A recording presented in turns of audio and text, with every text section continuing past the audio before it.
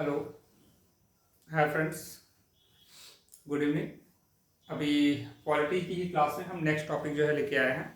बीच में हम लोग संसद में जो समितियां हैं, कमिटीज़ होती हैं कुछ जो है, जैसे कि हमने प्रस्ताव के बारे में पढ़ा, मोशंस जो है। इस अब दूसरा टॉपिक है कमिटीज़। संसद में जो समितियां हैं, बहुत सारी समिति होती है जिसमें अलग अलग मेंबर्स होते हैं, लोकसभा के, राज्यसभा के। तो वो सब जो है कौन कौन सी हैं, उनमें से जो प्रमुख, पहले हम दो को पढ़ रहे हैं, आगे और भी आएंगे, उनका भी आपस में जो है कंपेरिजन करेंगे या उनको उनके बुलेट पॉइंट देखेंगे।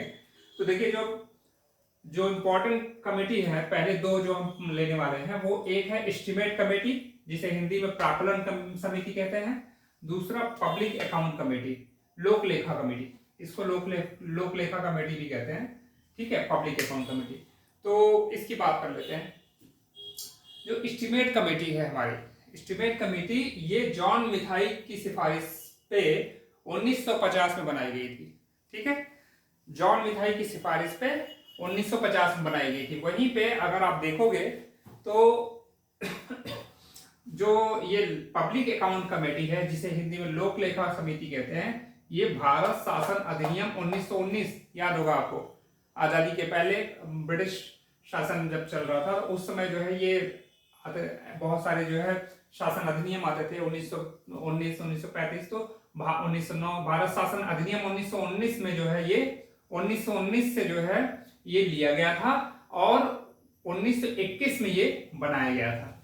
मतलब बेसिस कहां से लिया गया था? भारत शासन अधिनियम 1919, और बना कब था ये? 1921 में।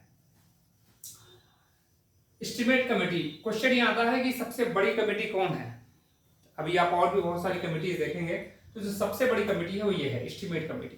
एस्टीमेट कमेटी में सबसे ज्यादा सदस्य होते हैं। सबसे ज्यादा सदस्य के मामले में उसको बड़ा या छोटा हम यहाँ कह रहे हैं, तो जिसमें जो सबसे ज्यादा सदस्य होते हैं वो है एस्टीमेट कमेटी, इसीलिए इसे सबसे बड़ी, लार्जेस्ट कमेटी बोला जाता है। यह एक स्थायी समिति है। ठीक है, परमानेंट समिति है। इसी तरीके से पब्लिक अकाउंट कमेटी भी एक स्थायी कमेटी है। ठीक है, और साथ साथ स्थायी समिति होने के साथ साथ एक वित्तीय समिति भी है, यानी वित्तीय मामलों के लिए है। एस्टीमेट आप प्राक्कलन से ही अंदाजा लगा ले रहे हैं, आप पब्लिक अकाउंट, ये भी फाइनेंस से रिलेटेड है, वित्त से ही रिलेटेड समिति है। तो दोनों स्थायी समिति है और वित्तीय समिति है। ठीक है, अब इसका कार्यकाल 1 वर्ष का कार्यकाल होता है। ठीक है, सदस्य की बात अगर कर लें तो 30 सदस्य होते हैं आपके एस्टीमेट कमेटी में, इसीलिए सबसे बड़ी कमेटी कही जाती है, क्योंकि इसमें 30 सदस्य होते हैं। लोकसभा, और सारे सदस्य लोकसभा के ही होंगे, राज्यसभा का इसमें कोई भी सदस्य नहीं होगा। ठीक है, 30 सदस्य होंगे, सारे सदस्य जो है लोकसभा से होंगे, राज्यसभा का कोई सदस्य नहीं होगा, और मंत्रिपरिषद के सदस्य भी नहीं होंगे समिति में।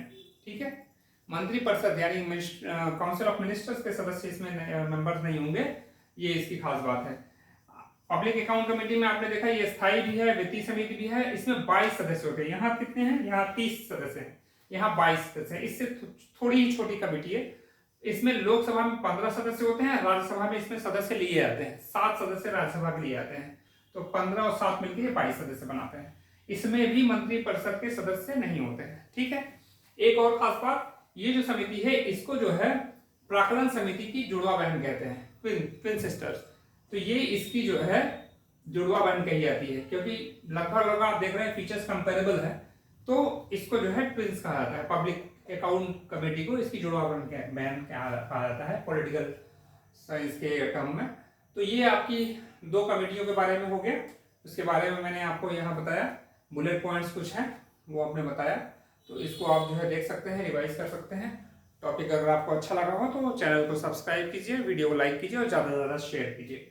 अगले टॉपिक में हम और कमेटियाँ जो बची हैं उसके बारे में डिस्कस करेंगे। Thank you very much.